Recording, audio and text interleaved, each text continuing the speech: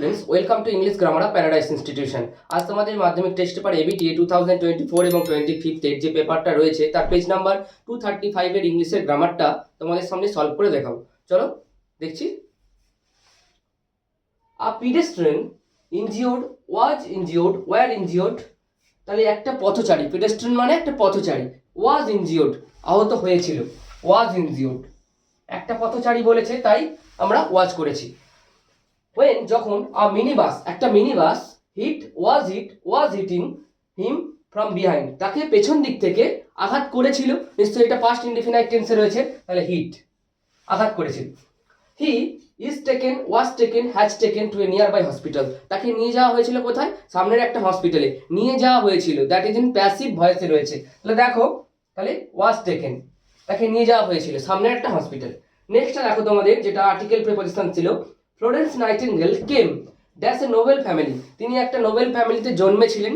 Came of Nobel ফ্যামিলিতে জন্মেছিলেন। এখানে আমরা আরেকটা করতে পারি, কেম ফ্রম, তিনি কোথা থেকে এসেছিলেন? একটা মহৎ পরিবার থেকে এসেছিলেন। যে কোনো দুটোর মধ্যে আমরা একটা করতে পারি। ওকে, নেক্সট দেখো, she was born dash Florence, তিনি জন্মেছিলেন কোথায়? ইন ফ্লোরেন্সে জন্মেছিলেন।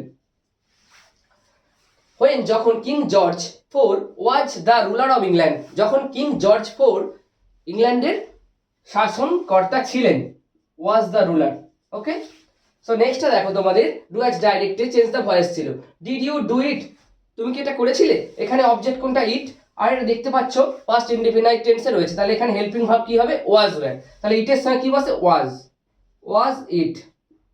তারপরে ডু এর থার্ড ফর্ম বসাতে হবে আমাকে প্যাসিভ ভয়েসে, তাহলে ডান। তারপরে বাই দিয়ে সাবজেক্টটা লিখতে হবে, বাই ইউ।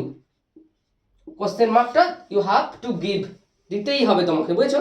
নেক্সট দেখো, the school was over, the children rushed out, school শেষ হয়েছিল, বাচ্চারা দৌড়ে বেরিয়ে গিয়েছিল। তাহলে কি হবে? এখানে সিম্পল সেন্টেন্স বলেছে, তাহলে স্কুল বিং ওভার, স্কুল শেষ হওয়ায়, the school being over, school শেষ হওয়ায়, কমাটা দিতেই হবে তোমাদেরকে, মাস্ট, বুঝছো? কমাটা দিতেই হবে। তারপরে কি হলো? বাচ্চারা দৌড়ে বেরিয়ে গেল, দ্য চিলড্রেন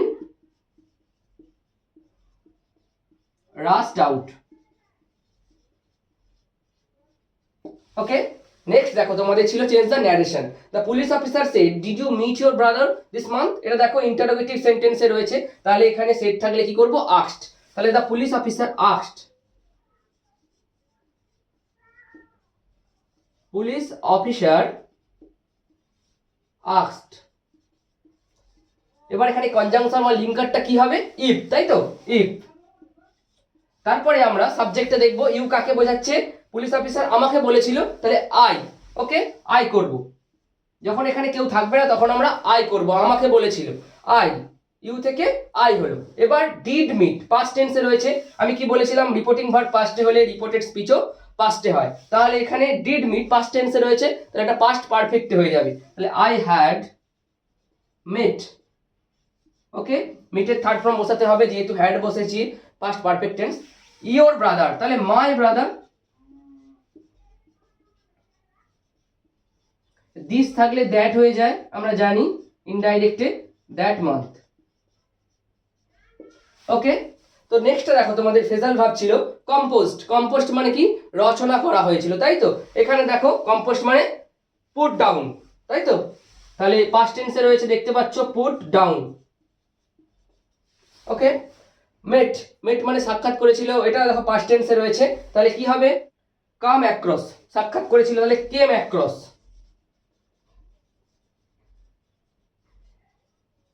তারপরে দেখো রিচড মানে পৌঁছেছিল, এখানে কি হবে? রেড টু, তাহলে কি হবে? Got to. ওকে, সো এই ছিল তোমাদের পেজ নাম্বার 235 এর ইংলিশের পুরোপুরি গ্রামারের সলভ পেপারটা। এগুলো তোমরা প্র্যাকটিস করো। নেক্সট ক্লাসে আবার দেখা হচ্ছে পরের স্কুলটা নিয়ে। আজকের মতো থ্যাংক ইউ, বাই।